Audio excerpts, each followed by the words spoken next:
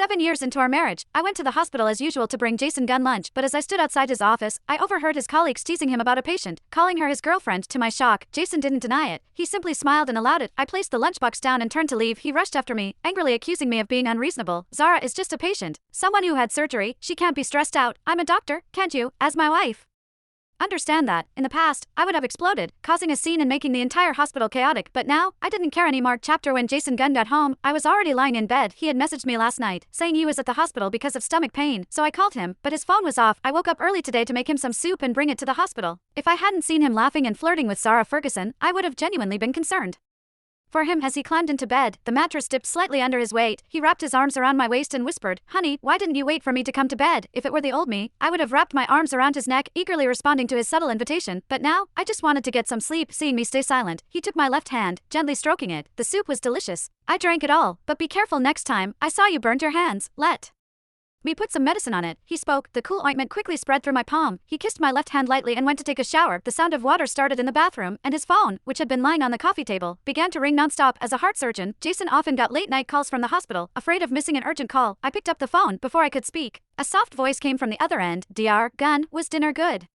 I learned a new recipe and will make you meatballs tomorrow." Before I could respond, the phone was snatched away from me. "I told you not to pick up my calls." Jason's voice was sharp, his hand brushed against my burn, and the force was so strong it tore a layer of skin. Blood began to flow. I gasped, clutching my hand. Jason, after telling the caller to call back later, grabbed my wrist roughly. "You're an idiot. You can't even cook and still try to make soup. Now, look, you've burnt yourself."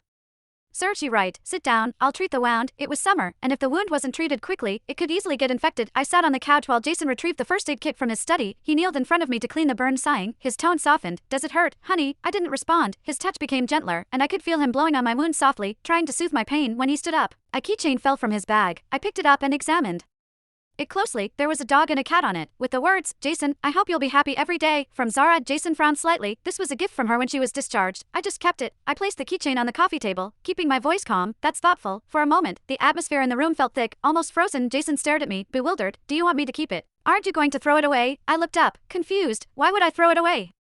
A good doctor-patient relationship is something to be happy about. His surprise was exactly what I expected. In the past, I would have been angry and thrown away anything related to another woman, but now, these small tricks didn't stir any emotions in me. He seemed to want to say more, but suddenly there was a loud thunderclap, and the entire room plunged into darkness. The power had gone out. Chapter I couldn't help but flinch when the lights went out, and Jason immediately pulled me into his arms, speaking softly to calm me. "Don't be scared, I'm here." I had mild night blindness, so the dark terrified me. Jason whispered reassuring words as he reached for the candles. Just then, his phone rang again. The sound of Zara crying echoed loudly in the otherwise quiet room. "Dr. Gunn, the power's out at my place, and I'm really scared. I can hardly breathe right now." Without a second thought, Jason